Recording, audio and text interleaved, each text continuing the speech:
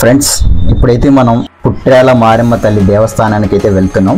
తిరువూరు నుంచి 16 కిలోమీటర్ల దూరంలో ఉన్న ఈ మారెమ్మ తల్లి అమ్మవారి దేవస్థానం చరిత్ర గురించి మొత్తం డీటెయిల్గా తెలుసుకుందాం. అండ్ ఈ చరిత్రలోకి వెళ్లే ముందు ఫస్ట్ మన వీడియోని లైక్ చేసి ఫాలో చేయండి. ఇదే మీరు నాకు ఇచ్చే పెద్ద సపోర్ట్. లైక్ చేయకుండా మన పుట్ట్యాల అమ్మవారి చరిత్ర గురించి అయితే తెలుసుకుందాం.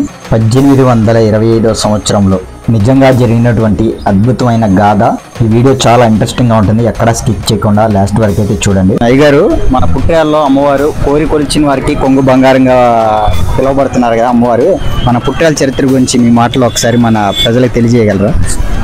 అయితే ఖమ్మమేంటి వెంకయ్య గారు అన్న ఒక ఆయన అక్కడ చదువుకున్నాడు అండి బందర్లో.